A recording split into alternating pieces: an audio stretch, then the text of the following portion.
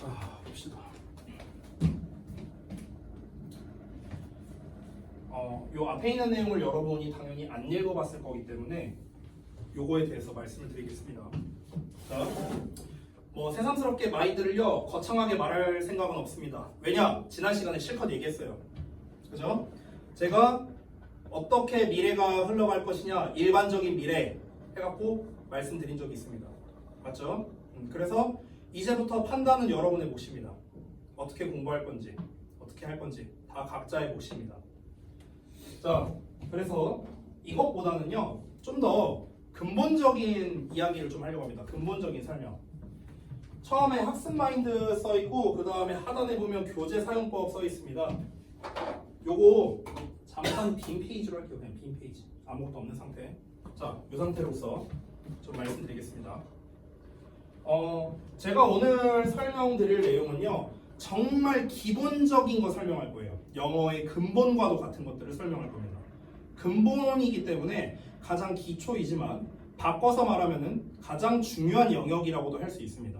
이거를 여러분께 상세히 설명드릴 거고 분명히 말하지만 이 시간 이후로 이 기본기에 대해서 설명하는 날은 아마 없을 겁니다. 왜냐하면 우리에게는 그 정도의 여유 시간이 있진 않아요. 그래서 가장 근본적인 거 위주로 설명하겠습니다.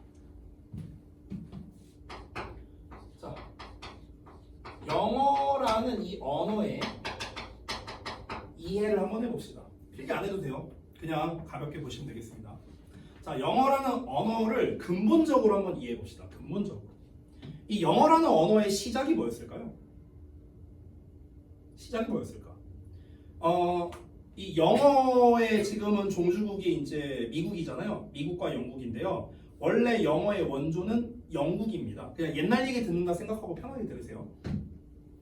영국이 섬나라잖아. 근데 원래 이 영국으로 건너가기 전에 요쪽에서 살던 켈트라는 부족이 있었어요. 켈트족. 이 켈트라는 족이 뭐 하는 사람들이냐면요. 유목민들이었어. 양 끌고 다니고 양 데리고 다니면서 이제 양한테 풀떼기 먹이고 그리고 수렵 채집해갖고 이제 먹고 사는 이런 유목민들이었습니다. 이들이 계속해서 이동을 합니다. 서쪽으로. 계속 이동하고 이제 양 풀떼기 먹이고 이동하고 풀떼기 먹이고 이제 이러면서 이제 떠돌이 생활을 한 거예요. 떠돌이 생활을 이제 쭉 하다가 이제 얘네가 계속 떠돌이 생활을 하니까 한계가 옵니다. 어떤 한계가 오냐면 여러분 사람이 사는데 필수적인 3요소가 뭐예요? 사람이 살기 위해서 필요한 3요소가 있잖아. 뭐예요? 의식주잖아. 의식주. 그렇죠? 근데 일단 주가 없어요. 그렇죠? 의는 있을 수 있겠죠. 식도 해결은 되지만 한계가 있죠. 왜냐면은 내가 지금 이동하는 지역이 이제 뭐 어떤 환경인지 어떤 음식이 있는지 알 수가 없으니까. 그러니까 사람의 생활의 근간이라 할 수 있는 의식주 중에 하나는 해결됐고 하나는 아예 해결 안 됐고 하나는 반토막짜리입니다. 그러다 보니까 이 켈트족이 이제 생각을 해야겠죠. 어떻게 해야 됩니까? 정착을 해야 됩니다. 정착을. 근데 이 켈트라는 부족이 어떤 사람들이었냐면요. 굉장히 머리가 좋은 사람들이에요. 머리가 좋고 이런데 단점은 뭐냐면요. 육체적인 능력은 약했어요. 그러니까 지성인들이야. 지성인들. 근데 육체적인 힘은 좀 딸리는 좀 이런 사람들이었습니다. 그래서 우리 그냥 조용한 데 가서 거기서 우리 정착하고 우리끼리 먹고 살자 이렇게 한 거야. 그래서 이 사람들이 섬으로 건너가려고 고민을 했습니다. 이 섬의 이름이 브리타 섬이었어요. 브리타 섬. 섬의 이름이. 자, 우리 요 브리타 섬에 가서 이제 여기서 살자. 그래서 우리는 앞으로 브리타 섬에 사는 사람, 그래서 브리테인이라고 부르자라고 한 겁니다. 그게 바로 영국을 우리가 브리테인이라고 하죠. 그거의 시초가 된 겁니다. 브리타 섬에 사는 사람들이란 뜻이에요. 그래서 브리테인이 된 거예요. 영국이. 자, 그래서 이제 이때가 이제 고대 시기입니다. 그래서 켈트족이 이제 이 영국에서 이제 살기 시작을 하는데요. 근데 이 영국이 굉장히 이제 많은 이제 전쟁을 벌입니다. 이제 바이킹족도 쳐들어오고 나중에 라틴족도 쳐들어오고 여러 이제 부족들이 이제 쳐들어와요. 근데 아까 말했다시피 이 켈트족이 그 무력이 그렇게 센 녀석들은 아니었거든요. 근데 한 번 이제 쳐들어왔는데 이제 어떤 부족이 쳐들어왔는데 이제 켈트족이 학살을 엄청나게 당했어요. 그래갖고 안 되겠다. 우리 도움 좀 요청하자 한 거야. 근데 이 켈트라는 부족이 원래 어떤 부족의 이제 사나 부족이었냐면요. 게르만족의 사나 부족이었거든. 게르만족은 알죠? 지금 독일의 조상이라 할 수 있는. 그래서 같은 게르만 부족인 앵글로색슨족 많이 들어봤을 겁니다. 그러니까 앵글로색슨족은요 하나의 부족이 아니고 앵글족과 섹슨족이라고 있었어요. 두 개의 부족이야. 근데 둘이 형제 부족이야.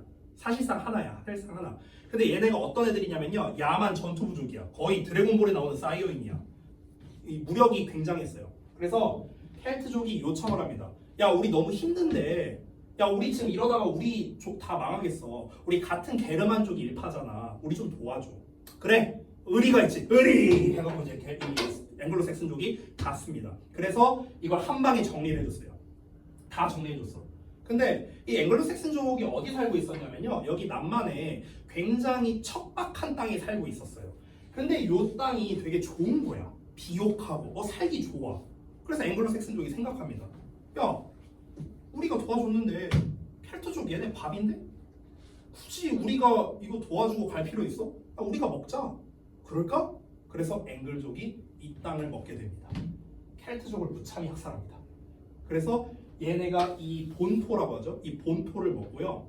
켈트족은 위쪽과 서쪽으로 밀려납니다. 이렇게 밀려나요. 그래서 우리 영국을 지칭하는 영어가 굉장히 많은데요. UK라고도 부르거든요. 영국을요. 유나이티드 킹덤. 이 유나이티드 킹덤이 뭐냐면요. 이 네 개 지역을 합쳐서 유나이티드 킹덤이라 하는데요. 여기 서쪽에는 웨일스 지역이 있고요. 여기 북쪽으로 스코틀랜드라든가 이런 땅이 있습니다. 근데 여기 스코틀랜드를 기준으로 하면 스코틀랜드의 조상은 켈트족이에요. 근데 여기 본토, 이 본토의 이름이 잉글랜드거든요. 잉글랜드.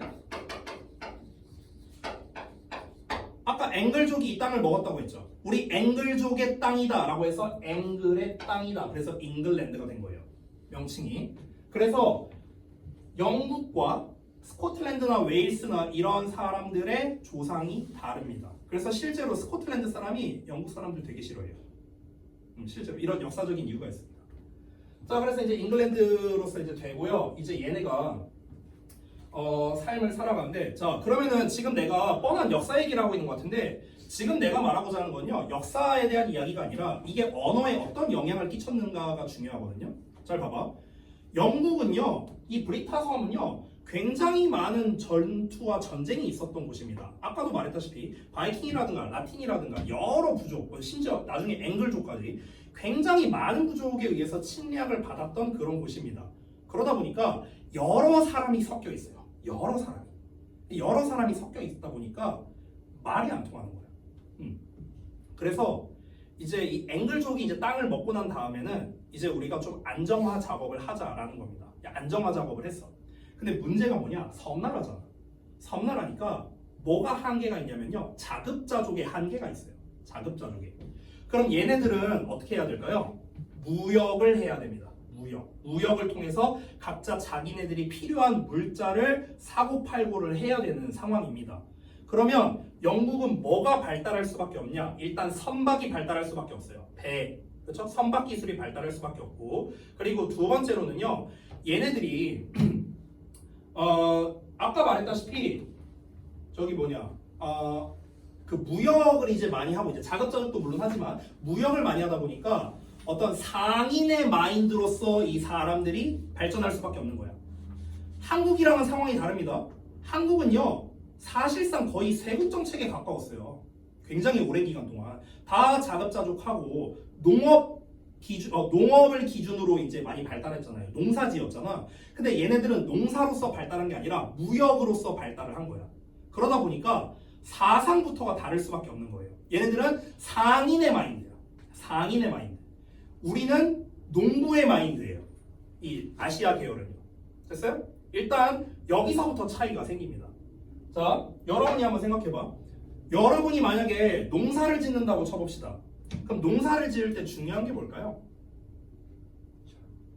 자리가 중요한데요. 그보다 더 중요한 게 있습니다.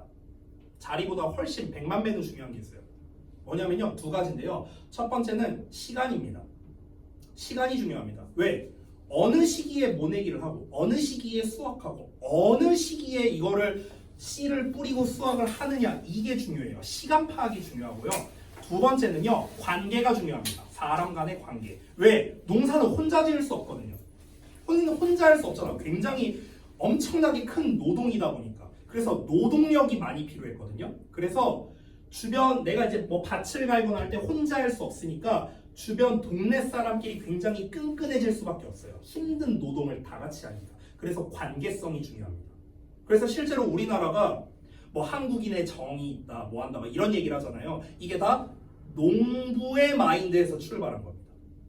세종 때, 조선시대 세종 때, 이때 세종대왕께서 뭐 치국이라든가, 뭐 그 다음에 뭐 저기 뭐야, 각종 시간을 재는 것들이 있죠. 그렇죠? 그런 것들을 막 여러 가지 발명을 많이 하셨잖아. 자경루라든가 막 이런 것들. 시계에 관련된 거, 해시계니, 물시계니 이딴 게 많았잖아. 그걸 왜 했겠어요? 세종대왕이 심심해서 했겠습니까? 우리 백성들 농사 잘 지으라고 그런 거예요. 왜? 시간을 모르니까.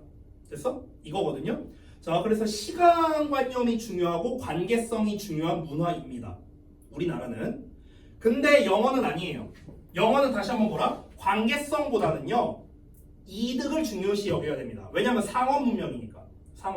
상업 문명에서 중요한 게 아까 현수가 말했던 이거는 시간이 아니라 장소예요. 사고 파는 거에는 장소가 중요해요. 왜? 내가 메로나를 예를 들어서 갖고 있다고 쳐봅시다. 그러면은 예를 들어서 어느 음식점을 가면요. 밥 먹고 나면 아이스크림이 공짜야.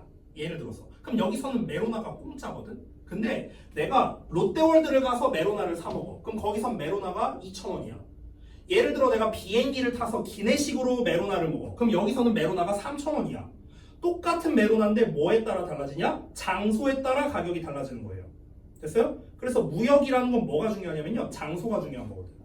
그래서 영어는 이 서구권 애들은요. 상인의 마인드이기 때문에 장소를 중요시 여길 수밖에 없고 우리나라는 농업을 중시하는 문화다 보니까 시간이 중요할 수밖에 없는 겁니다. 그래서 이게 언어에 드러나게 돼요. 어떻게 드러나는가? 자, 한국말로 먼저 말해볼게요. 잘 봐봐.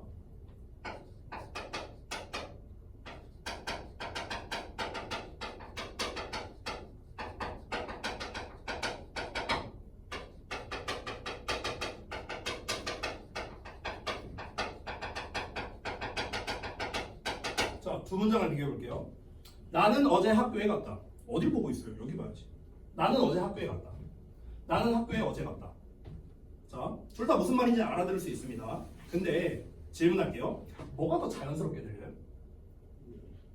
위에 거? 그렇죠. 위에 게 더 자연스럽게 들립니다. 영어로 한번 써볼게요.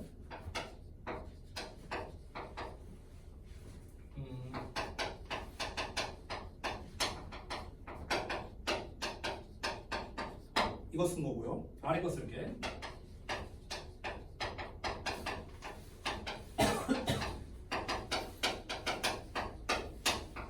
요겁니다. 자, 다 썼어요. 영어에서는 뭐가 자연스럽냐? 이게 자연스럽거든요. 왜 그럴까? 어제는 시간이죠. 이건 장소입니다. 근데 우리말로 할 때는 얘가 자연스럽게 들려요. 왜? 시간을 중요시 여기는 농업 문명이니까. 그래서 시간 표현을 먼저 말하는 게 우리 입장에선 자연스럽게 들리는 거야. 근데 영어에서는 장소를 중요시 여기는 상업 문명이거든. 그래서 장소를 먼저 말하는 게 자연스럽게 들리는 거예요. 됐어요? 영어에서 위와 같이 쓴다 해서 틀리다? 아니에요. 틀린 거 아닙니다. 뭔 말인지 알아먹을 수 있어. 하지만 우리가 이렇게 말하는 것처럼 들리는 거예요. 나는 학교에 어제 갔어. 무슨 말인지 알지만 조금 어색해. 조금 어색하게 들려. 우리 입장에서. 뭐가 어색한지 모르겠어. 솔직히. 근데 뭔가 이 글 자체가 유려하게 들리지 않아. 나 어제 학교 갔다? 이러면 아주 자연스럽게 들리죠. 이거랑 똑같은 거예요. 얘네도 위와 같이 말하면 어색하게 들리는 겁니다. 그 이유가 뭐냐면 평생을 이렇게 말해왔거든. 우리도 평생을 이렇게 말해왔거든. 왜 이렇게 말하는데? 시간을 중요시 여기고 장소를 중요시 여기고. 됐습니까? 이런 것처럼 이런 문화적 차이를 보면 알겠지만 이 문화적 차이를 통해서 영어와 한글은요 똑같은 게 단 하나도 없어요. 아예 없어. 문명부터 다르고요. 사상부터 다릅니다. 농업의 사상이냐 상업의 사상이냐 사상부터 달라요. 자, 그래서 이게 어떤 식으로 언어에 영향을 주는지 더 이어서 한번 가보겠습니다. 이 영어라는 언어는요 중세 시대만 하더라도 중세까지만 하더라도 그렇게 대세 언어가 아니었어요. 근데 이 영국이 세계를 지배하고 이 영어라는 언어가 대세가 된 결정적인 여러 가지 이유가 있는데 그 결정적인 이유가 세 가지가 있는데 두 개만 말할게요. 두 개만 말해도 임팩트가 세니까. 첫 번째, 산업혁명. 산업혁명이 어디서 일어났어요? 몰라요? 영국에서 일어났어요. 16세기에. 영국에서 일어났습니다. 두 번째, 셰익스피어. 셰익스피어가 어느 나라 사람이에요? 영국 사람이에요. 영국 사람. 자, 그럼 봐봐. 산업혁명이 일어났습니다. 영국에서. 그러면은 딴 나라에선 어떻게 해야 됩니까? 그 산업혁명이 일어났으니까 그 기술력을 배우러 와야겠죠. 그쵸? 근데 그걸 매뉴얼을 만들었을 거 아니에요. 영국에서. 어떻게 만들었겠어요? 영어로 만들어야죠. 그쵸? 그러니까 이제 사람들이 와서 영어를 몰라. 그럼 이 기술력을 배울 수가 없는 거야. 그러니까 영어를 배워야 돼. 여기서 출발한 거예요. 이해됐어? 그러면서 이제 영국이 전 세계에 지대한 영향력을 확장하기 시작한 거죠. 됐어? 근데 요 얘기에 앞서서 그 전에 사건이 하나 있었는데 그 영국과 프랑스가 굉장히 오랜 전쟁을 벌였습니다. 500년이라는 기간 동안 전쟁을 벌였어요. 그래서 이제 결국엔 영국이 이제 독립을 했는데 나중에 1500 몇 년인가에 이제 독립을 했습니다. 근데 여러분 잘 생각해봐. 우리 일제강점기 때를 한번 생각해볼까? 일제강점기 기간이 대충 한 50년 정도 될 거예요. 얼추 잡아서. 그러면은 그때 이제 우리가 1945년 8월 15일에 이제 광복을 했지만 그 50년, 그러니까 1945년이면 지금 몇 년 전이에요? 지금 70년 전, 80년 전이에요. 80년 전인데 아직까지도 일본에 대한 악감정을 가진 사람들이 굉장히 많죠. 80년이나 지났는데. 그죠? 왜 우리나라 사람들은 일본에 그렇게 악감정을 가지고 있을까? 당연히 여러 가지 이유가 있겠죠. 우리나라를 지배했던 나라기도 하지만 왜 그러냐면요. 일본 애들이 우리나라를 속국으로 만들려고 한 의도가 아니어서 그래요. 속국이 아니에요. 속국이 아니라 한국을 그냥 일본으로 만들려고 했었어요. 일본으로 동화시키려고 한 거예요. 영국과 인도, 영국이 이제 인도를 지배했었잖아요. 그렇죠? 근데 이거는요. 인도를 영국으로 만들려고 한 게 아니라 속국으로 만들려고 한 거였거든. 니네 나라는 이제 앞으로 우리나라 밑에 나라야 이런 느낌이거든. 그래서 여러분 생각보다 영국이랑 인도가 사이가 그렇게 나쁘지 않아요. 속국은 생각보다 나쁘지 않아. 근데 동화를 하려고 하면 이제 사이가 나빠지는 거예요. 이 절정을 찍었던 게 1930년에 있었던 창씨개명입니다. 창씨개명이 뭔지 알아요? 창씨개명? 처음 들어봤어요? 창씨로 바꾸는 거라서. 창씨가 뭔데요? 진짜 초딩스러운 답변이네요. 창씨개명이 뭐냐면요, 일본식으로 이름을 바꾸게 하는 겁니다. 우리나라 사람 이름들을요 일본식으로 바꾸는 건데, 일본식으로 이름을 바꾼 상태에서 이걸 다시 우리말로 이제 우리나라 발음으로 바꾸면요 끝 글자가 숫자나 자자가 많이 나와요. 그래서 실제로 할머니 이름들 보면은 숙이나 자자로 끝나는 경우가 많습니다. 그게 창씨개명의 영향이에요. 됐어요? 자, 일본이 왜 그런 짓거리를 했을까요? 일본식으로 이름을 다 바꾸게 하고요. 한국어, 한글을 못 배우게 했어요. 다 일본어를 쓰게 만들게 했습니다. 왜 그럴까요? 언어는 그 나라의 문화를 대표하는 어떤 지표이기 때문에 그런 겁니다. 됐습니다. 우리가 대한민국이라는 이 한반도 땅에서 태어났는데, 근데 우리가 평상시에 대화를 할 때 일본어를 대화해요. 그럼 우리는 한국 사람이야, 일본 사람이야. 구별이 안 되잖아. 그렇죠? 그걸 노린 거야. 그걸 노리고 언어 체계를 아예 바꿔버리려고 한 거예요. 지배해버리려고 한 거야. 그런 의도로.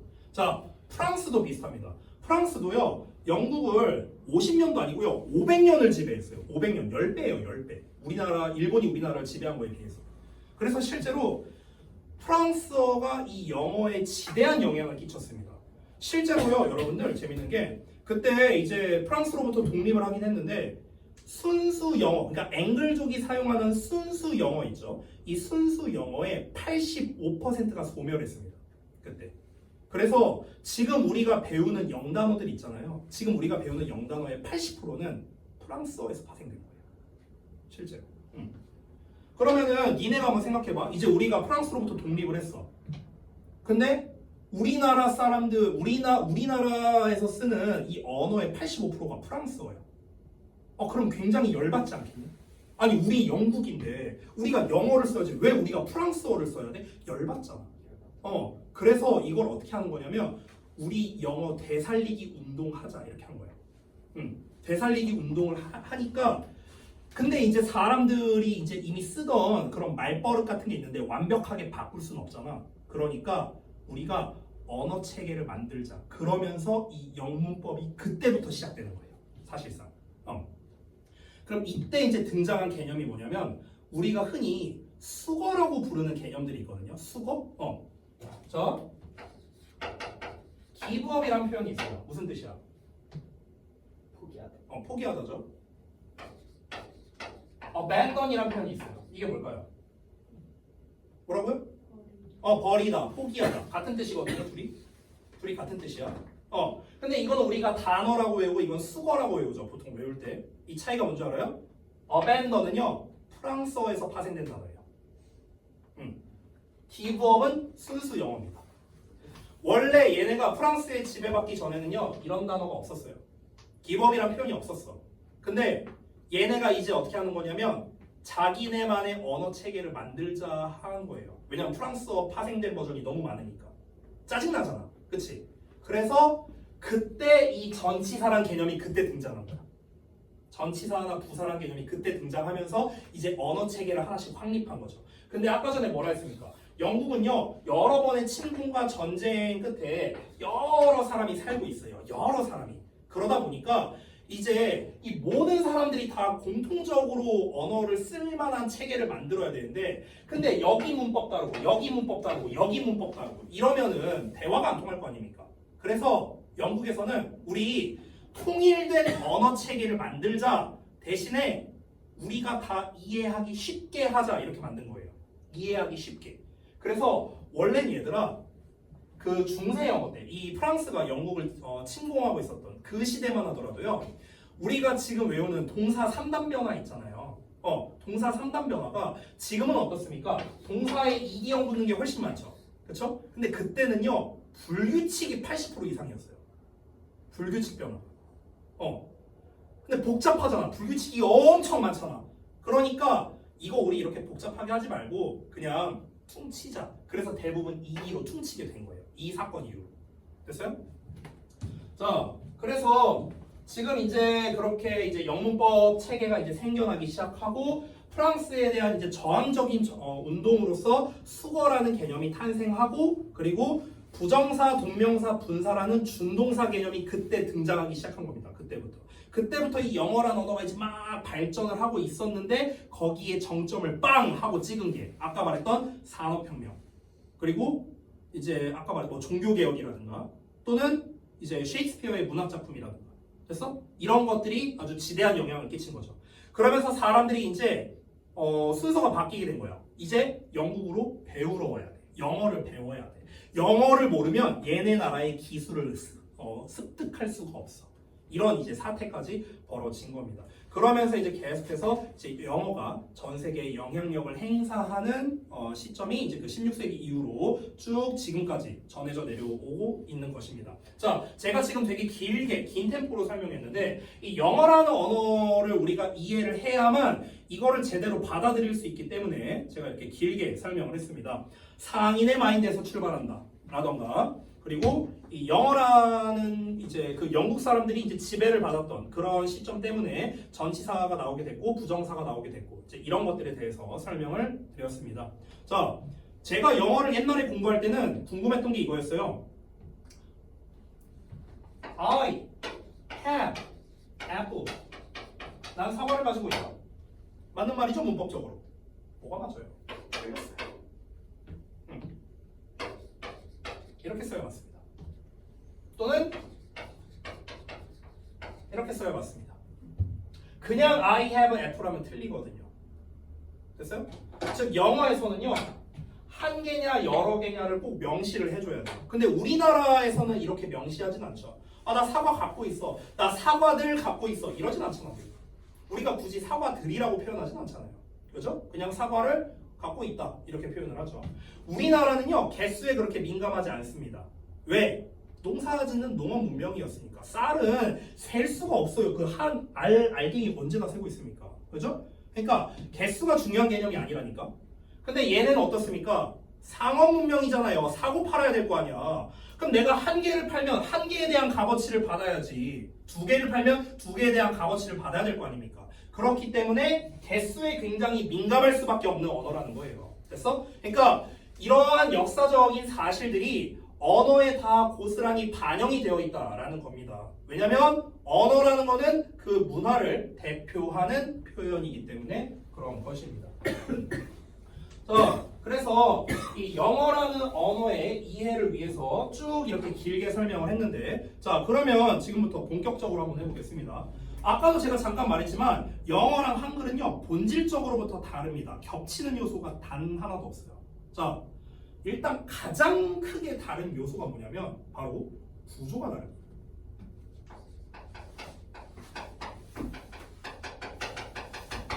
자 한글은 여기서부터는 좀 필기를 해주시면 좋겠습니다. 한글은요 조사의 언어라고 부릅니다. 조사의 언어. 질문할게요. 조사가 뭐야 얘들아? 공문법 시간에 배울 텐데요. 조사가 뭐야? 어렵냐? 중2 때 배워요? 중2 때인가 중3 때인가? 조사. 잘 몰라? 의존명사 이렇게 부르기도 하죠. 조사. 은는 이가 을를 에 다 의 됐어? 이게 조사예요. 조사. 됐어? 한글은 조사의 언어입니다. 영어는요 우리가 뭐라고 부르냐면 격의 언어라고 불러요. 격의 언어. 격이 뭘까요? 격이라는 말은 니네가 문법하면서 아마 들어봤을 겁니다. 주격, 목적격 들어봤죠? 들어봤죠? 주격, 목적격, 소유격 들어봤잖아. 그렇죠? 격이 무슨 뜻이냐? 격이란 위치란 뜻이에요. 위치. 자리야, 자리. 자리의 언어입니다. 자, 참 애석하게도요. 전 세계 언어의 약 80%는요. 격의 언어거든요. 근데 하필 우리나라 말이 조사의 언어예요. 언어 구조가 달라. 그러니까 우리가 영어를 배우는데 그렇게 고생을 하는 거예요. 언어 구조가 다르니까. 우리나라와 이제 언어 구조가 똑같은 대표적인 나라가 일본입니다. 일본도 조사의 언어예요. 그래서 우리가 처음에 초보자 기준으로 하면요 일본어 배우는 게 훨씬 쉽습니다. 초보자 기준으로. 왜? 언어 구조가 똑같거든요. 내가 진짜 막말로 너네 만약에 내가 단어, 영단어만 알려주면 여러분 영어로 영작할 수 있습니까? 힘들 거예요. 근데 일본어는 아닙니다. 일본어는 단어만 알려주면요 회화 가능합니다. 단어만 알아도 회화 가능해요. 문법 몰라도 돼요. 왜? 언어 구조가 똑같거든. 똑같은 조사의 언어거든. 그래서 영어 일본이랑 우리나라가 영어를 잘 못해요. 초창기 때. 중국은 어떠냐? 중국은 격의 언어예요. 중국어가 격의 언어거든. 위치의 언어거든. 그래서 중국 애들이 영어를 잘해요. 그러니까 문법 안 배우고 조금만 배우면요 바로 얘네들은 영어를 쉽게 구사할 수 있습니다. 언어 구조 때문에 그런 거예요. 되니? 자 그럼 일단 이거를 먼저 좀 이해를 해야 되는데 위치의 언어다 조사의 언어다라고 말을 하고 있습니다. 자 무슨 말인지 아주 쉬운 예시를 통해 보여드릴게요. 나는 너를 좋아해 라는 말이 있습니다. 자 그럼 여기에서 조사에 해당하는 건 는, 를, 해입니다. 그죠? 그럼 우리가 이 조사를 잘 갖다 붙이면요 그럼 우리는 의미 전달이 됩니다. 만약 조사를 이상하게 붙이면 의미 전달이 안 돼요. 그죠? 우리가 조사만 잘 갖다 붙이면요 자리는 상관없어요. 우리말은 오히려 자리는 상관없어. 나는 너를 좋아해. 나는 좋아해 너를. 좋아해 나는 너를. 좋아해 너를 내가. 막 바꿔도 의미 전달에 전혀 문제가 없습니다. 왜? 조사를 제대로 붙였으니까. 근데 내가 조사를 이상하게 해볼게요.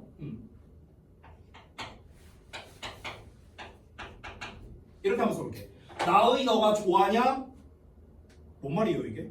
전달되냐? 안 됩니다. 조사를 이상하게 붙이니까 전달이 안 되는 겁니다. 그래서 한글은 조사만 잘 갖다 붙이면 의미 전달이 된다. 이런 언어인데요. 영어로는 우리가 I love you라고 씁니다. 자, 그러면 이거를 내가 자리를 바꿔볼게요. 자리를 바꿨습니다. 또는 이렇게 바꿨습니다.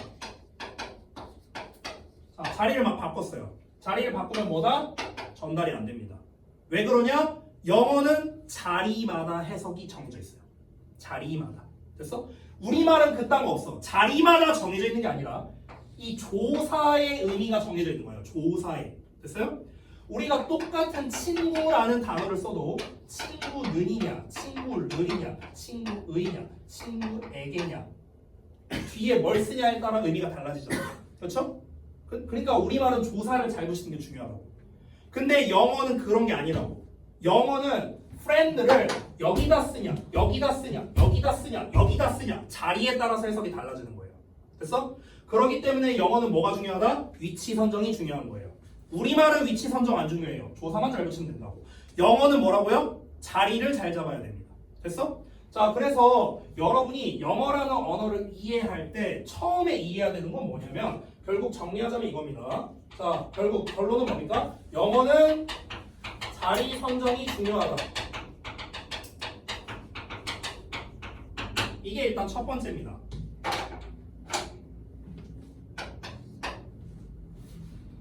영어는 자리 선정이 중요하다. 자, 그러면 우리가 어떻게 자리를 잡아야 되는데 그걸 알아야겠죠. 그렇죠? 자리 선정이 중요하다며. 그럼 어디다가 어떻게 자리를 잡아야 되는데 이게 중요할 거 아닙니까? 그렇죠? 그래서 여러분이 중딩 때 그렇게 지겹게 영문법을 배운 겁니다. 여러분 우리가 지금 최근에도 시험에서 문법 시험이 나오기도 하고 계속해서 어법상 어색한 것은 이런 문제가 나올 겁니다. 그 어법상 어색한 것은의 문제 의도가 뭔 줄 알아요? 뭐냐면 여기에다 이 자리에다가 얘 써도 돼? 이거 물어보는 거예요. 자리 물어보는 거야. 자리. 여기에 to make하고 밑줄이 쳐져 있어. 이 자리에 to make 써도 돼? 자리 물어보는 거야. 자리. 결국 모든 영문법은요. 이 자리 선정을 제대로 했는지를 물어보는 문제라는 겁니다. 그래서 우리가 영어를 공부할 때는요. 근본부터 제대로 알아야 되는 거예요. 오케이? 제가 그래서 일부러 설명하는 겁니다. 자, 그럼 두 번째 갈게요. 자리 선정이 중요하대요. 그럼 자리를 어떻게 잡아야 돼요? 이제 이걸 알아야겠죠. 그럼 우리가 이 위치 선정을 제대로 알려면은 이제 여기서 필요한 지식이 있는데 그게 바로 여러분이 소위 알고 있는 품사라든가 뭐 문장의 오형식이라든가 바로 이런 애들입니다. 그러니까 이걸 왜 배우는 거냐면요. 자리 선정하려고 배우는 거예요. 자리 선정하려고. 자, 그래서 또 기본적인 거 가도록 하겠습니다. 뭐 할 거냐면 품사와 성분과 형식에 대한 이야기를 하겠습니다. 이걸 하나하나 다 얘기하면요. 굉장히 딥하거든요. 그래서 가장 중요한 개념만 짧게 치고 넘어갈게요. 중요한 것만요. 자, 일단 품사라는 녀석부터 한번 가보겠습니다. 품사. 품사가 뭘까? 품사. 품사가 뭘까요? 품사는요. 비유하자면 뭐라고 하면 될까? 품사와 이 성분이 이제 둘이 연관이 있는데 좀 쉽게 분류하자면 품사는 사람이라 생각하면 되고요. 성분은 직업이라 생각하면 되거든요. 좀 비유하자면. 그러니까 품사는 사람이야, 사람. 성분은 직업이라고 생각하면 돼요. 이렇게 생각하면 조금 비유가 쉬울 것 같아요. 근데 사람도 사람 유형이 다양하잖아요. 그렇죠? 그래서 이 사람 유형을요. 마치 MBTI처럼요. 구분을 해놨습니다. MBTI는 16개가 있죠. 근데 이 품사는 8개밖에 없어요. 그래서 이 사람들을요 8개로 분류를 해놓습니다. 그래서 우리가 일명 8개의 사람의 종류, 그래서 8품사라고 부릅니다. MBTI라 생각하면 돼요. 쉽게 말하면. 됐어요? 자, 그래서 사람들이 쭉 나오는데 8품사 8개로 분류했으니까 당연히 8개가 나오겠죠. 근데 8품사는요 4자로 끝나는 말들이거든. 4자로 끝나는 거. 그래서 여기는 뭐 여러분이 잘 알고 있겠지만 그래도 기본기를 배우는 거니까 한번 가볼게요. 자, 명사, 대명사, 동사, 형용사, 그 다음에 부사, 전치사. 이 순서가 중요해요. 전치사, 접속사, 감탄사입니다. 이렇게 우리가 총 8개로 분류를 했습니다. 사람을 성향대로 묶은 거예요. 성향대로.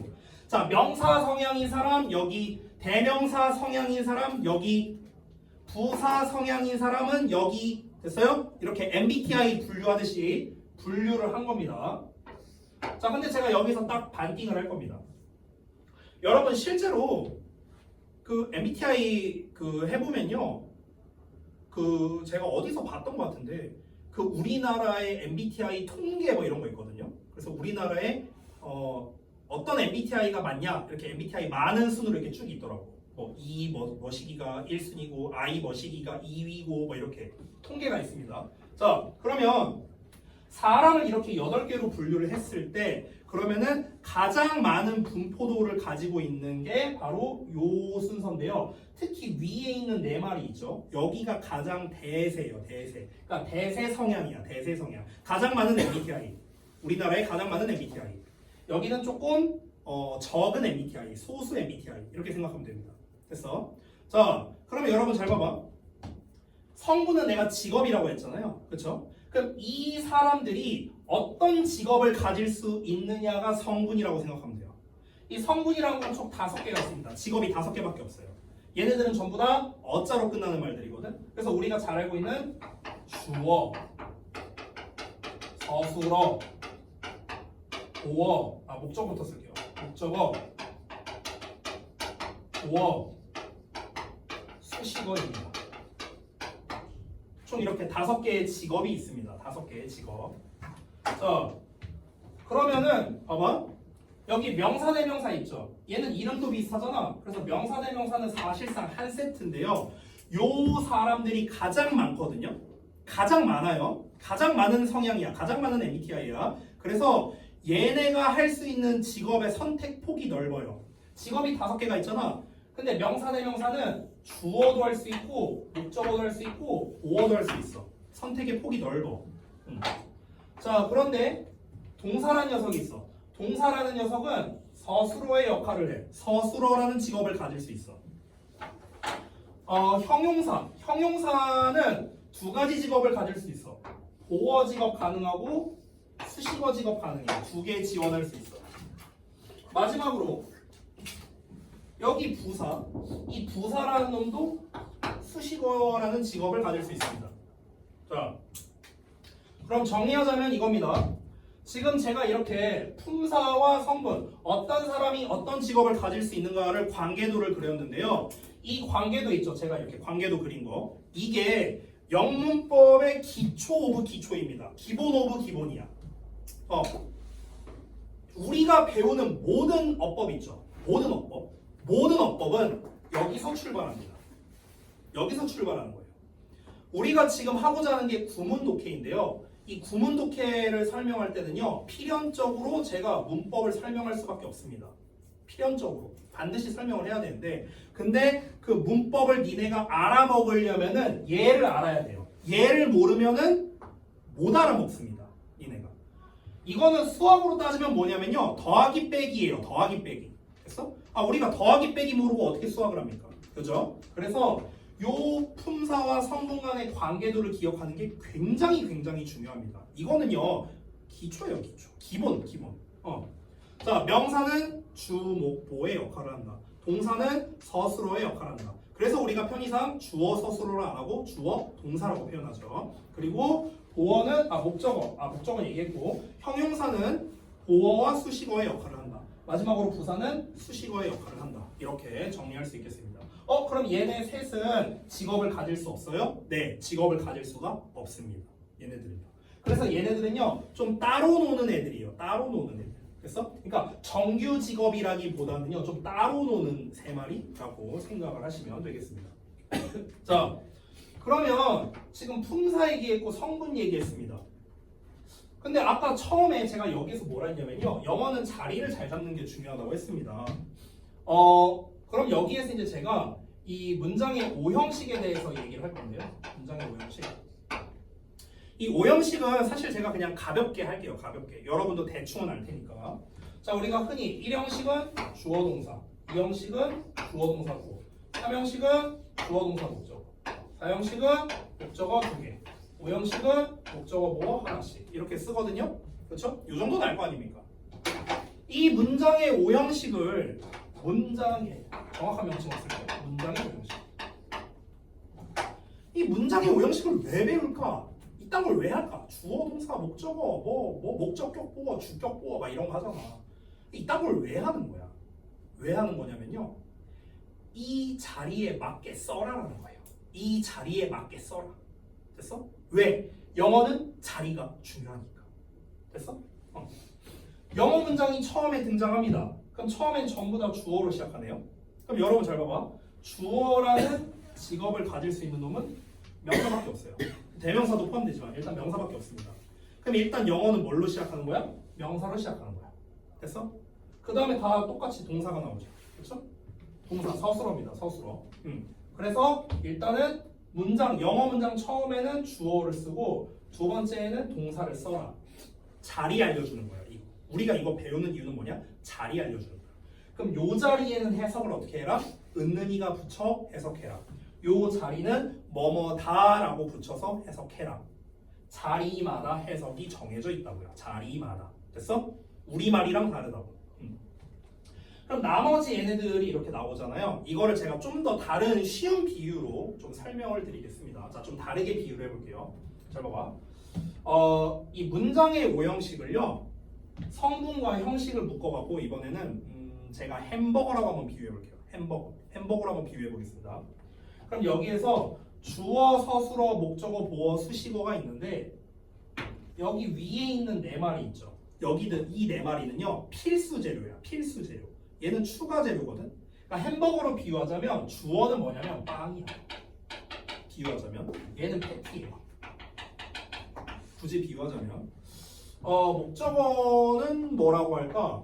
요즘에 햄버거를 막 그렇게 많이 안 먹다 보니까 그럼 얘는 치킨이라고 해요. 얘는 치즈라고 하겠습니다. 예를 들자면 수식어는 어떤 애냐면요. 예를 들면 양상추, 토마토,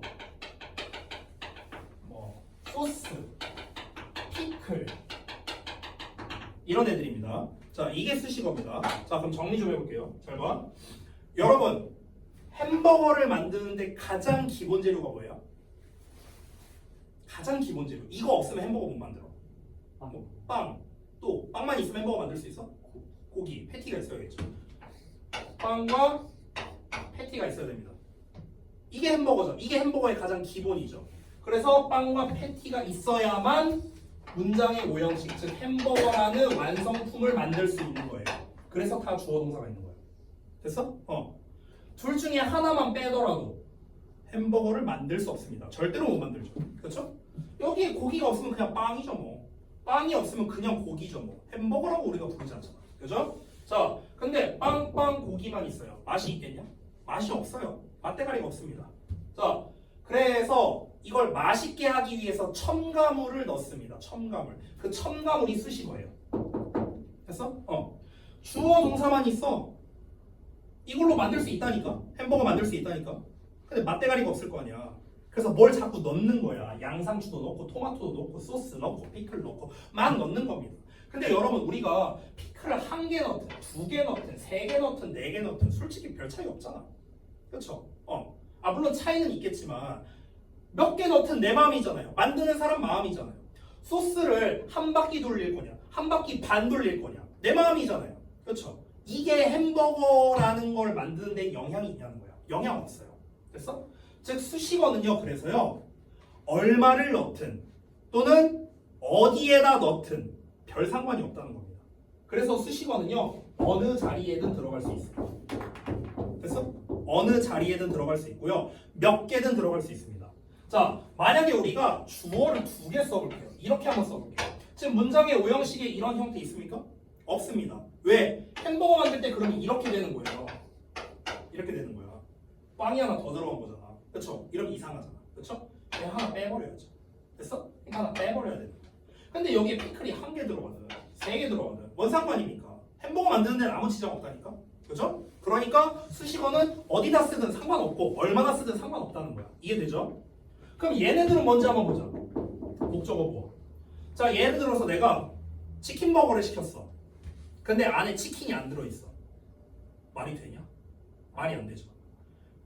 내가 치즈버거를 시켰어. 근데 치즈가 안 들어있어. 말이 되냐? 말이 안 됩니다. 그러면 목적어와 보어라는 놈은요 어떤 역할을 하는 거냐면 특정 버거를 만들 때의 필수 재료예요. 맞죠? 특정 버거. 그러니까 주어 서술어, 주어 동사는요 빵과 패티는요 모든 햄버거에 무조건 들어가야 되는 필수 오브 필수 재료인데요. 목적어와 보어, 즉 치킨과 치즈는요 특정 버거를 만들 때의 필수 재료야. 특정 버거. 됐어? 그럼 예를 들어 봐봐. 예를 들어서 내가 치킨 버거를 만든다 쳐볼게. 이렇게 써야 되거든. 빵, 패티, 치킨을 넣어야 되거든. 치킨을 빼버렸어.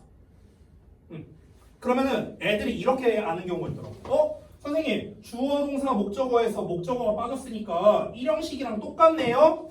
이렇게 말하는 친구가 있어요. 아니에요. 이게 어떻게 일형식이랑 똑같습니까? 내가 저기 햄버거 가게 가갖고 치킨 버거 주세요 했는데 치킨이 빠져서 나온 거예요. 이거랑 맨 처음부터 기본 햄버거 주세요 해갖고 기본 햄버거 나온 거랑 이게 똑같다고요? 당연히 다르죠. 가격이 다른데. 이해돼요? 주문한 게 다른데. 그러니까 이걸 뺐으니까 일형식이랑 똑같아진다가 아니에요. 이게 아니야. 잘못 나온 치킨 버거죠. 잘못된 거야. 잘못된 거. 내가 치즈버거를 시켰는데 치즈가 빠졌어. 필수 재료가 없네? 잘못된 거죠. 됐니? 자, 방금 전처럼 내가 어떤 필수 재료를 시켰는데 또는 더블 치킨 버거를 했어. 근데 치킨이 한 개 있어. 치킨 치즈버거 시켰어. 근데 치즈가 없어. 또는 치킨이 없어. 필수 재료가 다 빠진 거죠. 지금 말한 것들. 이렇게 필수 재료가 빠진 거를 우리가 뭐라고 부르느냐? 바로 불완전한 문장이라고 부르는 거예요. 영어에서. 됐어? 많이 들어봤죠? 완전하다, 불완전하다. 많이 들어봤죠? 불완전한 게 뭐야? 주문 잘못된 햄버거야. 됐어요? 이렇게 이해하시면 됩니다. 자, 그래서 우리가 지금 정말 기본 중에 기본인 이 품사론에 대한 것과 영어의 격에 대한 거를 한번 간략하게 알아봤습니다.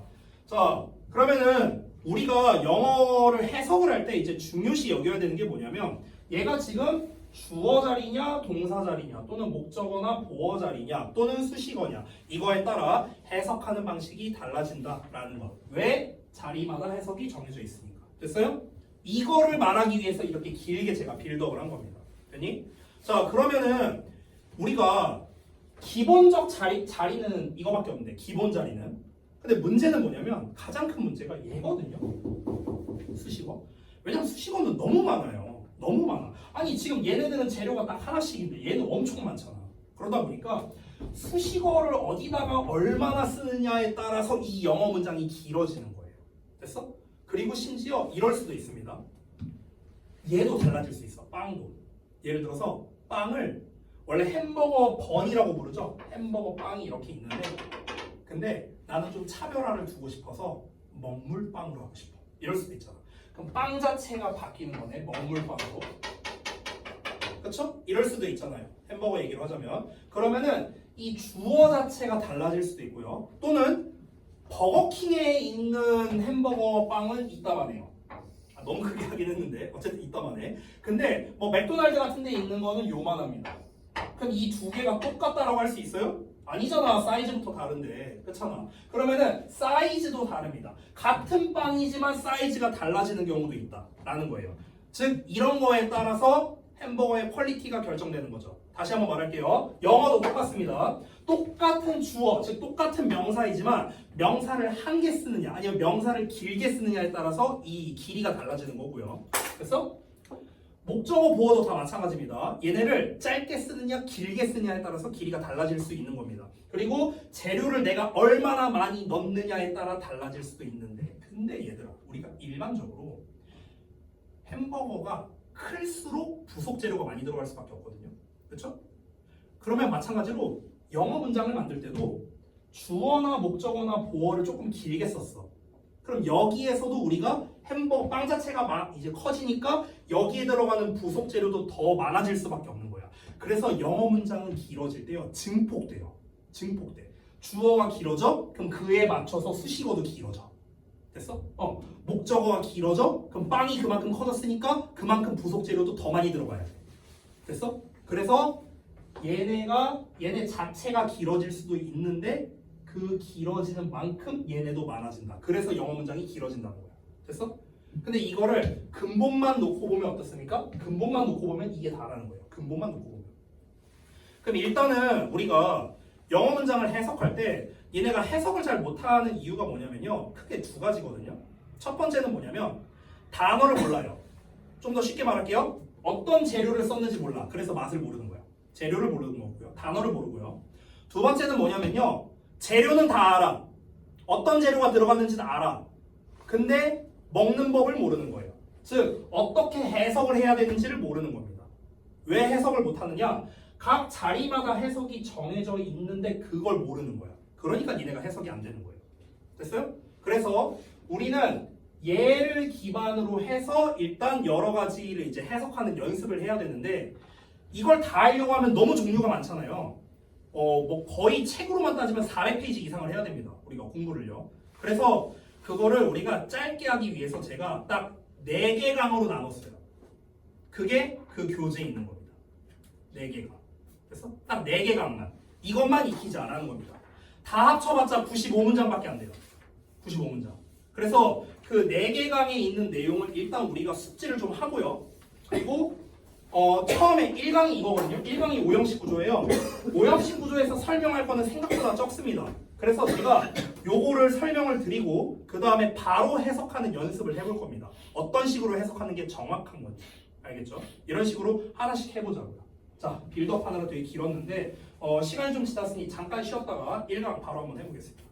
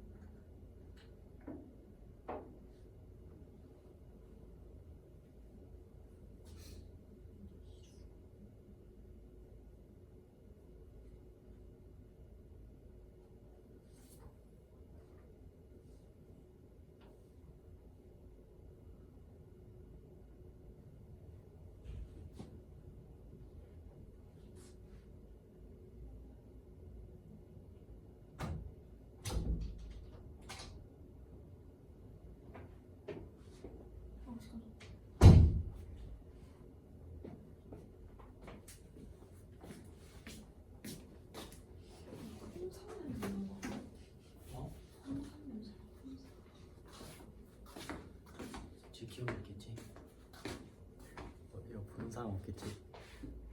나 근데 선생님 링크 안 주시던데. 유튜브 있어요. 어떤데? 아. 이방 보여줘. 걸려가지고 어떡해? 비오게요. 나는 못 봐? 저기서부터 못 봐. 아 진짜로?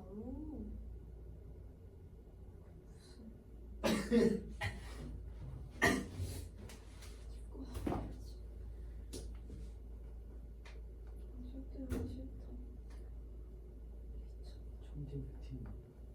1학년도 같이 하는 거. 같은 팀이야. 같은데. 기진도 없을 것 같아. 아니 진짜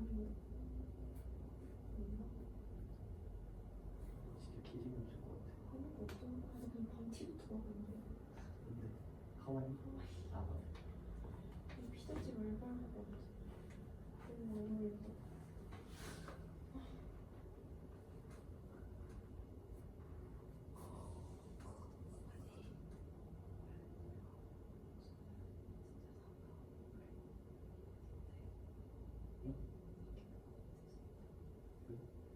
뭔가 둘이 밥 먹고 들어오는 것 같은데 오늘?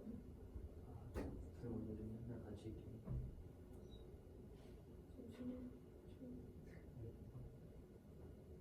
서준이가 그래주고 조금 충격받았어.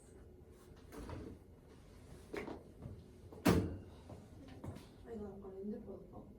수업 듣다가 렌즈 빠져가지고 다시 넣었어. 렌즈에다가 렌즈 빠져. 너 왜 1분 넘었어? 어.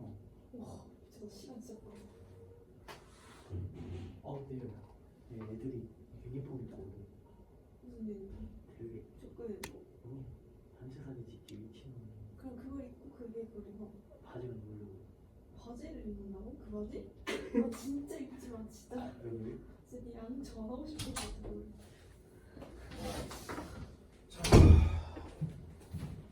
그러면 교재를 펴고 한번 보겠습니다. 여기 좀 닫힐게요. 제가 그 교재에 보시면은 밑줄을 쳐놓은 것들이 있거든요. 이 밑줄을 쳐놓은 게 뭐냐면요. 동사와 목적격 보어의 밑줄을 친 거예요. 근데 1번은 좀 잘못 쳤어. 1번은 여기 콜에 밑줄 쳐야 되는데 해석가 아니에요. 이거 빼고 여기가 동사, 목적격 보어. 여기 make 동사, 없어는시 이제 목적격 보어. 됐어? 이렇게 생긴 겁니다. 자, 그래서 해석하는 방식을 알려드릴게요. 자, 갑니다.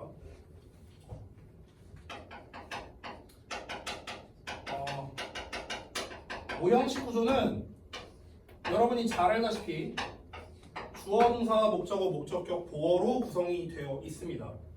자, 여기서의 가장 핵심은 뭐냐면 요 놈과 요 놈입니다. 요 두 놈이 제일 중요해요. 목적어와 목적격, 보어. 이 두 놈은요, 주어, 동사처럼 해석한다 라는 게 포인트입니다. 그러니까 주어, 동사가 두 개 들어있는 버전이다라고 생각해도 돼요. 그래서 해석이 어떻게 되느냐, 얘는 주어니까 똑같이 은는이가 붙여 해석하면 됩니다. 얘는 한다. 얘네 둘을 어떻게? 주어 동사처럼 해석하라고. 그래서 얘도 원래는 을을 붙여 해석하잖아. 물론 을을 붙여 해석할 수도 있어요. 근데 주어처럼 얘가 이렇게 해석할 수도 있다고. 됐어? 동사처럼 해석하면은 뭐뭐 하다. 됐어? 이렇게 해석하면 됩니다. 그러니까 얘가 뭐뭐 한다는 것을 이렇게 해석하기도 하고, 또는 뭐뭐 하게끔 뭐 이렇게 해석하기도 하고. 됐어요? 포인트는 뭐냐면요, 해석될 수 있는 형태는 되게 많아요. 근데 그걸 일일이 외우는 게 아니고 중요한 거는 얘가 뭐뭐 하다 라는 해석이 성립해야 돼요. 얘가 뭐뭐 하다, 이게 성립하면은 오형식 구조예요. 얘가 뭐뭐 하다. 자, 그럼 그걸 기반으로 한번 해석을 해보도록 하겠습니다. 자, 보세요. 해석을 하면서 이제 제가 한 단어 아주 곱씹으면서 꼼꼼하게 할 겁니다. 이게 이 연습의 포인트입니다. 중간중간에 나오는 구문적인 팁은 제가 따로 알려드릴 테니까 그거는 별도로 필기하시면 됩니다. 자, 가볼게요. 처음에 if로 시작합니다. 접속사예요. 이렇게 첫 문장에 접속사나 전치사로 나오면요, 괄호로 묶어버리세요. 어디까지? 콤마까지 묶으면 됩니다. 여기까지가 한 덩어리입니다. 자, 그리고 언제나 우리가 이 독해를 할 때는요, 구문 독해를 할 때는 주어 동사는 찾고 시작해야 돼. 알았지? 자, 찾을 때는 어떻게 하는 거냐면요, 동사를 먼저 찾아. 동사를. 그럼 여기 have라는 동사 있고요, call이라는 동사가 있습니다. 자, 동사 다 찾았지? 그럼 동사 앞에는 주어가 나와요. 오케이? 동사 앞에 나오는 건 주어야. 그래서 call 앞에 we라는 주어가 나왔고요, have라는 동사 앞에 a size of a rectangle이라는 주어가 나온 거예요. 됐어요? 그래서 동사를 먼저 찾는 게 훨씬 편합니다. 그럼 우리가 주어 동사는 해석할 수 있잖아. 얘가 뭐뭐 한다. 이건 알잖아요, 다. 그렇죠? 자, 그럼 한번 가볼게요. if 뭐뭐 한다면 a side of a rectangle. 이 side가 무슨 뜻이냐면요, side가 측면이란 뜻이거든.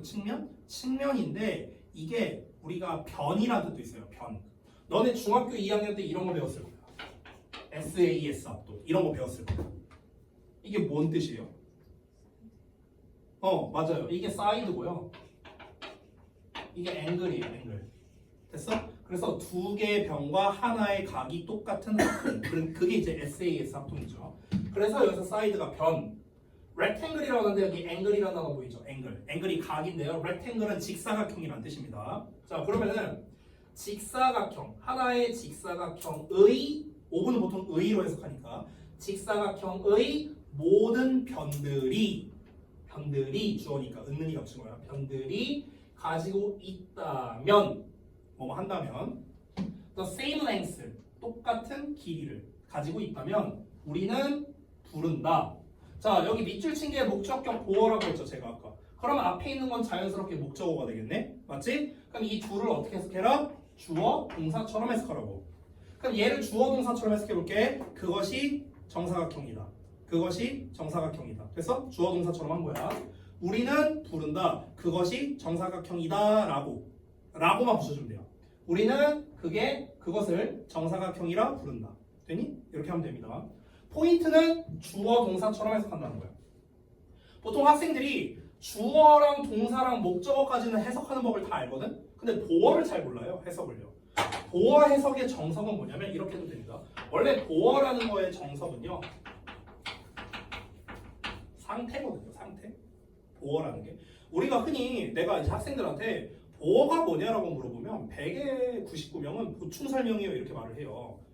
보충 설명이 뭔데? 보충 설명이란 게 뭐냐고. 몰라, 아무도 몰라. 보충 설명 이러지 말고요. 보어라는 녀석은요, 상태를 말해주는 거야. 상태. 얘가 이런 상태다라는 거야. 얘가 이런 상태다. She is pretty. 그녀가 이다. pretty. 예쁜 상태이다라는 뜻이야. He is a student. 그는 이다. a student. 학생인 상태이다라는 뜻이에요. 됐어? 보어는 상태야, 상태. 됐어? 그래서 너네한테 하나 팁을 알려주면요, 단어를 외울 때 우리가 가끔 이런 단어 있거든요. remain. 이게 뭔 뜻이야? 남다. 근데 틀렸어요. 남다가 아니고요. 이게 사전을 검색하면 뭐라 나오냐면요, 뭐뭐한 상태로 남아있다 이렇게 나와요. 이게 정확한 뜻이거든. 상태 보여요? 상태라는 말 보이죠? 그래서 remain 뒤에는 보어가 나와요. 됐어? 상태거든. 상태. leave가 떠나다라는 뜻도 있고요, 남겨두다라는 뜻도 있거든요. 근데 이 leave가 어떻게 나오냐면요, 뭐뭐를 뭐뭐한 상태로 두다 이렇게 나오거든요. 사전 검색하면 뭐뭐를 나왔네? 그럼 목적어 나와야겠네? 뭐뭐한 상태 나왔네? 뭐 나와야 돼? 보어 나와야 돼. 그래서 이런 구조가 되는 거예요. 됐어요? 그래서 보어는 뭐라? 상태예요, 상태. 알았죠? 자, 다시 한번 이어서 보겠습니다. 2번 볼게. 자, 동사부터 찾으라고 했어요. Don't struggle. 동사. create. 동사. make. 동사입니다. 자, 여러분 잘 봐봐. 여러분이 가지고 있는 오해가 하나 있는데요. 질문 하나 할게요. 한 문장에는 동사를 몇 개 쓸 수 있죠? 하나. 틀렸습니다. 한 문장에 동사를 몇 개 쓸 수 있을까? 여러 개? 정확히 말할게요. 그거는 쓰는 사람 마음입니다. 쓰는 사람 마음. 한 개를 쓰든 두 개를 쓰든 100개를 쓰든 쓰는 사람 마음입니다. 근데 여기서 중요한 전제 조건이 있어요. 뭐냐면요. 이 말을 좀 바꿀게요. 하나의 문장에는 동사를 하나 써야 된다. 이건 잘못된 말이고요. 정확히 말하면 하나의 문장에는 최소 동사를 한 개는 써야 된다. 이게 맞는 말이에요. 아까 전에 내가 문장의 오형식을 여기다가 쭉 써줬습니다. 햄버거 얘기하면서 써줬어요. 그때 모든 문장에 동사가 다 하나씩 있었죠. 그렇죠? 그러니까 동사는 일단 한 개는 무조건 필요해요. 빵 개면 안 돼. 그거는 문장이라 부르지 않아. 패티를 빼버린 햄버거야. 됐어? 그러니까 무조건 한 개는 있어야 돼. 그럼 패티를 2개 넣을 거냐, 3개 넣을 거냐, 4개 넣을 거냐는요 상관없어요. 이건 쓰는 사람 마음이라는 거예요. 됐습니까? 대신에 여러분 그 빅맥 먹어봤습니까? 빅맥 안 먹어봤어? 진짜야? 충격인데? 진짜야? 맥도날드 빅맥 안 먹어봤어? 그래요? 이건 네가 그래서 살이 안 찌는구나. 햄버거를 안 먹으니까. 오, 그래요? 빅맥이 어떻게 생겼냐면요. 빵이 이렇게 있고요. 중간에 패티가 있어요. 그리고 여기에 빵이 하나 더 있고요. 여기 또 패티가 있고요. 여기에 빵이 이렇게 있어요. 이렇게 생겼거든요. 빅맥이. 내가 햄버거를 좋아해갖고 그래서 살찐 거야. 자, 봐봐. 그러면은 고기를 2개 넣었잖아. 그렇지? 그래서 사이에 뭘 넣냐면 빵을 넣은 거거든. 됐어? 그러니까 이렇게 봐도 햄버거고 이렇게 봐도 햄버거잖아. 그죠? 그죠? 요런 구조예요. 요런 구조. 그럼 봐봐. 고기를 2개 넣으려면요. 중간에 하나 빵을 넣는 게 좋겠다라고 생각을 한 거야. 이 사람들은. 그래서 중간에 넣은 거거든. 잘 봐봐. 동사를 여러 개 쓰려면요. 연결고리가 필요해요. 연결고리. 그 연결고리를 우리가 일명 접속사라고 많이 부릅니다. 접속사. 됐어? 그럼 잘 봐봐. 하나의 문장에는 동사를 여러 개 쓸 수 있거든요. 근데 여러 개 쓰려면은 그만큼의 연결고리가 필요합니다. 만약 동사를 하나만 쓰고 싶어. 그러면은 뭐 연결고리 필요 없죠. 동사가 2개야. 그럼 연결고리가 1개 필요하겠네. 동사가 3개야. 연결고리 2개 필요하겠고. 동사가 4개면 연결고리가 3개 필요합니다. 맞아요? 그러면 우리가 일종의 마치 이거 뭐 등차수열 마냥 공식 같은 게 나오거든요. 동사의 개수에다가 하나를 빼. 그러면 연결어의 개수가 되는 거예요. 맞아요? 동사 빼기 1 하면은 연결어 개수가 됩니다. 됐죠? 됐죠? 그럼 잘 봐봐. 여기는 문장이 끝나버렸거든, 마침표로. 그럼 요 문장에는 동사가 1개만 있어. 근데 뒷 문장에는 동사가 2개 있습니다. 그럼 동사가 2개 있으니까 연결고리가 하나 필요하겠죠. 그래서 그 연결고리가 여기 나온 거야. and라고. 됐어요? 이거는 이제 나중에 제가 그 어법 설명할 때 알려줄 겁니다. 절 관련 어법 할 때 얘기할 건데 미리 일단 얘기하고 시작한 겁니다. 자, 다시 돌아갈게요.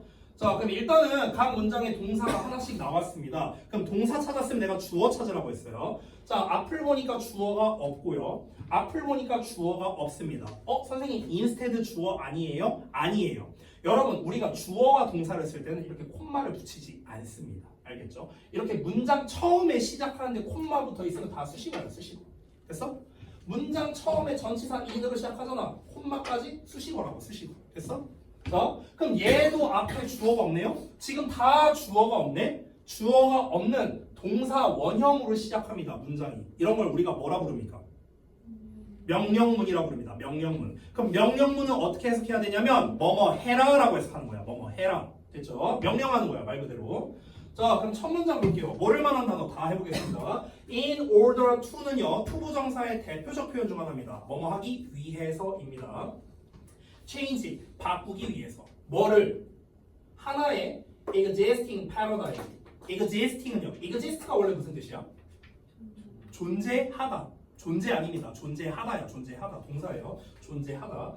근데 존재하는이죠. ing가 붙으면 하는으로 해석하면 돼. 존재하는. 존재하고 있는이야.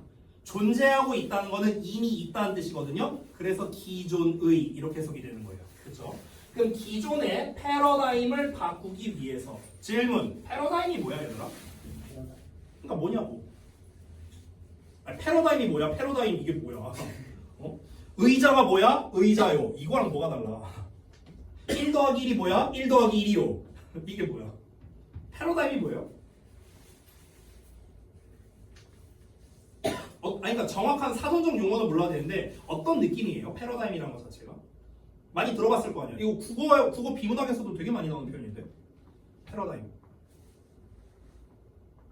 잘 몰라요? 쉽게 표현하면 통념이라고 생각해도 돼요. 통념이라 생각해도 됩니다. 그러니까 누구나 다 생각하고 있는 것. 그러니까 대부분의 사람들이 맞다고 생각하는 것. 이게 패러다임이에요. 대부분의 사람들이 맞다고 생각하는 것. 옛날에는 지구가 둥글다고 생각하지 않고요. 평평하다고 생각했는데요. 근데 그 갈릴레이라든가 이제 여러 가지 천문학자에 의해서 지구가 둥글다고 판명이 났습니다. 이는 패러다임이 바뀐 사건이에요. 자, 패러다임이 어떤 느낌인지 알겠죠? 자, 그럼 다시 갈게요. 기존의 패러다임을 바꾸기 위해서 뭐뭐 해란데 don't니까 하지 말아라. 스트러글이 기본 뜻이 뭐냐면요. 고생하다거든요. 고생하다. 막 힘들게 애쓰는 거야. 애쓰지 마라. To change it. 그것을 바꾸기 위해서 애쓰지 마라. 그것이 뭘까? 기존의 패러다임. 기존의 패러다임을 바꾸려고 애쓰지 마라. Instead, 대신에 create, 만들어라. 명령문이에요. 됐어? 내가 아까 전에 우리 현수한테 여기가 왜 틀렸다고 했는지 이제 알 겁니다. 창조 이게 아니고요. 동사예요. 동사. 만들어라. 창조해라. 이렇게 해석해야 되는 거예요. 알겠지? 만들어라. 새로운 모형을, 새로운 모델을 만들어라. 그리고 make, 만들어라. 자, 그 다음 잘 봐야 돼. 여기 obsolete이 목적격 보어예요. 내가 표시해놨어. 그럼 앞에 있는 the old one이 목적어가 됩니다. 자연스럽게. 어떻게 해석하라고요? 주어, 동사처럼. 얘가 뭐뭐 하다로 해석해야 되는 거예요. 알겠니? 오래된 하나가 쓸모없다야. 오래된 하나는 쓸모없다. 주어 동사처럼 해석했죠? 오래된 하나가 쓸모없게끔 만들어라. 이렇게 해석하는 거야. 오래된 하나가 쓸모없게끔 만들어라. 뭐뭐 하게끔. 보여? 얘가 뭐뭐 하다. 얘가 뭐뭐 하다야. 목적어 목적격 보어. 오래된 하나가 쓸모없게끔 만들어라. 됐니? 이게 해석하는 방법입니다. 알겠죠? 대충 감이 와요? 이어서 해볼게. 3번 봐봐. 또 내가 표시해놨어.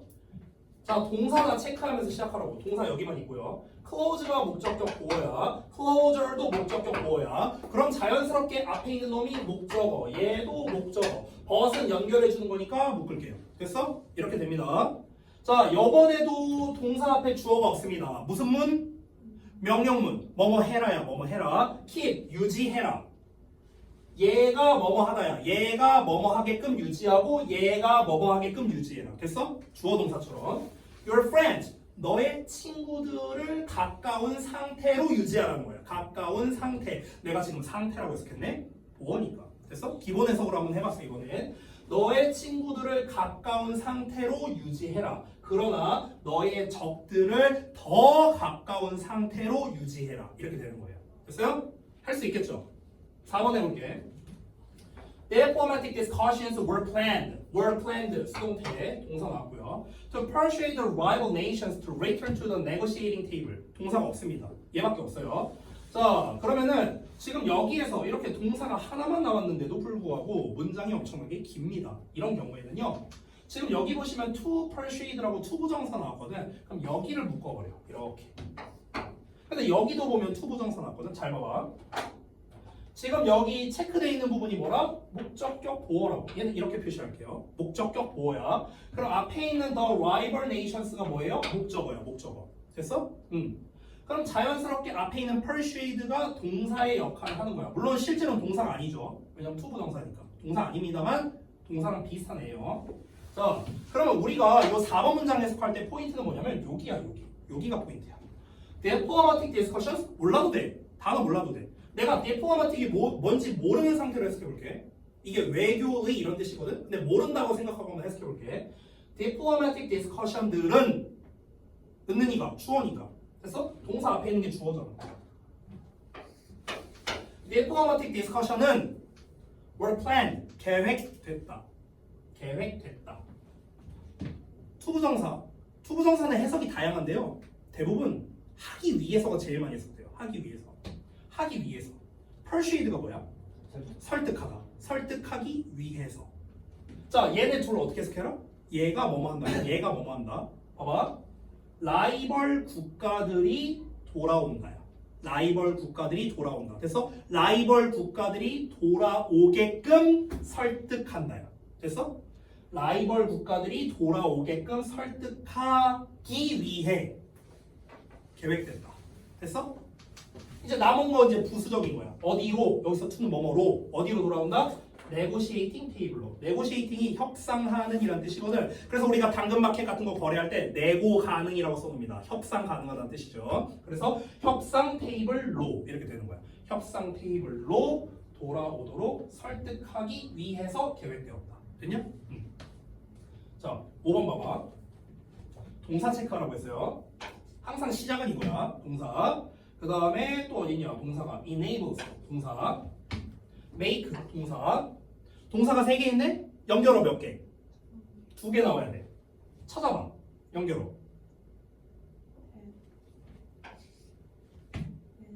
네, 됐어요. 됐어? 자, 이렇게 체크한 겁니다. 얘네 둘을 얘가 연결하고 있고요. 얘네 둘을 얘가 연결하고 있습니다. 그럼 여기서 여러분이 조금 헷갈릴 수 있는 게 선생님 얘는 뭐예요? 요 대수는 뭐예요? 이게 좀 헷갈릴 수 있거든? 얘는 연결어가 아니에요. 얘가 꾸며주는 거예요. 이렇게. 이렇게 꾸며주는 거예요. marvelous도 이렇게 꾸며주는 거예요. 됐어? 자, 그럼 다시 한번 가볼게요. 동사 앞에 나오는 게 주어라고 했죠? 자, 그럼 주어 한번 체크해 봅시다. is 앞에 나온 experience 주어입니다. enables 앞에 then 나왔어. 뭐예요? 주어예요. make 앞에 you 나왔습니다. 주어입니다. 됐어요? 자, 그러면은 우리가 이걸 어떻게 덩어리를 묶으면 되냐면 주어 동사가 여기부터 시작하는 거죠. when부터. 그럼 이렇게 묶으면 돼요. 됐어? 주어 동사가 여기부터 시작하죠? 이렇게 묶으면 됩니다. 됐어? 자, 이렇게 하면 3덩어리 나왔네. 되냐? 요 상태로 해석하면 되는 거야. 요 상태로. 할 수 있겠죠? 자, 보겠습니다. 자, 일단 앞에 덩어리 먼저 해볼게요. 앞에 덩어리. Experience is that marvelous thing. 자, 여기서 that은 어떻게 해석하면 되냐면 that의 기본적인 뜻은 저거거든요. 저거. 삿대시라는 느낌. 이게 that이에요. 그래서 저렇게나 그렇게나 이렇게 해석합니다. 그렇게나 정도로 해석하면 돼. marvelous는요. 그냥 굉장한, 놀라운, wonderful이야. wonderful. 자, 경험은 그렇게나 놀라운 것이다. 이다 비동사니까. 경험은 주어 동사니까 은는이가. 경험은 그렇게나 놀라운 것이다. 근데 어떤 것이냐 해갖고 이 대시 꾸며주는 거예요. 이렇게 이 덩어리가. 이게 우리가 시험 기간에도 그리고 중딩 때도 많이 봤던 바로 관계 대명사라는 의미야. 이 대시. 자, 관계 대명사 대신 우리가 2강에서 좀 더 자세히 다룰 건데 해석만 알려줄게요. 뭐뭐 하는으로 해석하면 돼. 됐어? 하는. 자, 그러면 다시 여기 안쪽을 살펴봐. 안쪽 보면은 이 밑줄이 목적격 보어져. 그럼 앞에 있는 거 뭐야? 목적어라고. 됐어? 자, 그럼 둘을 어떻게 해석하라고? 얘가 뭐뭐 한다. 주어 동사처럼 해석해라. 내가 지금 이 얘기 한 10번 넘게 했습니다. 중요하니까. enable이 어떻게 해석될까? enable. 가능하게 하다. able이 무슨 뜻이야? 할 수 있는. 맞아. 가능한. 둘 다 맞아요. 근데 여기다 en 붙이면요. 그렇게 만들다라는 뜻이야. 그렇게 만들다. 됐어?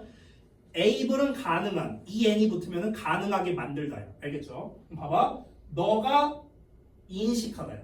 recognize. 너가 인식하다. 너가 인식하는 걸 가능하게 한다는 거야. 너가 인식하는 걸 가능하게 한다. 주어 동사처럼 해석했어요. 자, 그럼 여기 부분만 해석해 볼게. 너가 인식하는 걸 가능하게 한데 뭘 인식하는데? 실수를. 너가 실수를 인식하게 하는 걸 가능하게 해준단데 원래. 근데 앞에 대시 있으니까 가능하게 해주는. 오케이? 가능하게 해주는 것. 됐어? 뭐 할 때? 너가 만들 때 그것을 다시. 그것이 뭘까? 맞아요. 실수입니다. mistake. 그럼 너가 실수를 만든다는 건 실수를 저지른다는 거겠죠. 그럼 너가 다시 실수를 저지를 때 너가 실수를 인식하는 걸 가능하게 해주는 그렇게나 놀라운 것이다. 뭐가? 경험이. 됐나요? 할 수 있겠어요? 이렇게 하는 거야. 이렇게 하는 거. 하나만 더 해볼게요. 6번 문장이 쉬워 보이는데 해석은 무지하게 많이 틀리는 녀석이거든요. 오늘 1일 테스트에서도 내가 냈었던 문제입니다. 잘 보세요. 자, 동사부터 찾을게. 동사. 여기 and로 연결되고 있어요. 자, 여기 나머지 밑줄이 바로 목적격 보어입니다. ring of power. 목적격 보어. 목적격 보어.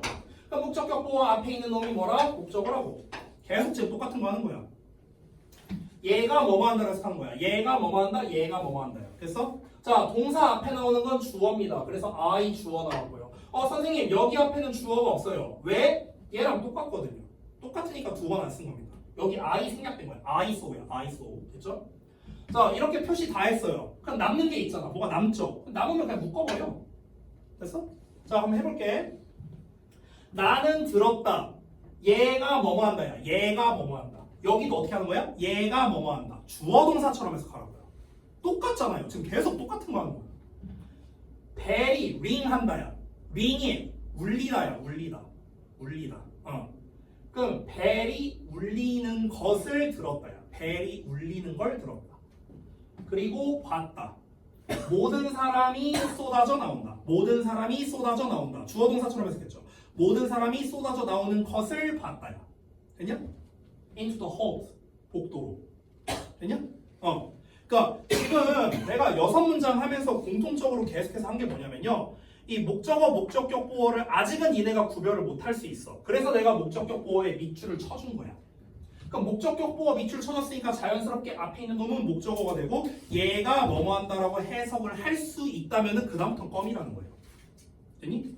자, 그래서 지금 이렇게 쭉 한번 봤거든요. 그럼 얘들아 잘 봐봐. 오늘 내가 숙제를 어떻게 내줄 거냐면요. 잘 들으세요. 어떻게 낼 거냐면 몇 쪽이었지? 20번 20문장인가 그랬던 것 같아요. 여기입니다. 8페이지. 여기까지 너네가 이미 숙제로 했거든요. 해석했거든. 근데 오늘 내 설명을 듣기 전에 해본 거잖아요. 그렇죠? 그러니까 여기까지 어떻게 하냐면 잘 들어요. 니네가 여기다 해석을 썼을 거야. 그렇잖아. 그리고 답 고쳐 쓰고 이렇게 했을 거 아니냐. 그럼 이걸 어떻게 하냐면 이거를 잠깐 가리고요. 아래 보면 셀프 피드백란이 있습니다. 여기다가요 해석을 다시 해보세요. 걷다 해서 그 아래다 쓰세요. 그러면 그건 상관없어요. 그러니까 어쨌든간 핵심은 뭐냐면요. 이걸 보지 않고 해석하는 거예요. 이걸 보지 않고. 알겠죠? 이걸 보지 말고요. 그 아래에다가 한 번 더 해석하세요. 만약에 나는 귀찮아서 베껴 쓰겠다? 그렇게 하세요. 하지만 그렇게 하면 실력은 안 될 겁니다. 오케이? 고2니까 내가 이 정도로만 그냥 얘기하는 거예요. 그러니까 반드시 아래다가 해석을요. 내가 알려준 대로 해보세요. 알려준 대로. 포인트는 뭐라? 목적격 보어, 목적어 찾고 얘가 뭐뭐 한다라고 해석한다는 거. 이게 포인트예요. 알겠죠? 모르는 단어 어차피 다 이미 조사 끝났을 거 아니냐. 단어 보면서 해요. 상관없어. 일단은 해석을 어떻게 하는지 그 패턴이 중요한 겁니다. 그래서 제가요. 오늘이랑 거의 비슷하게 1일 테스트를 낼 겁니다. 알겠죠?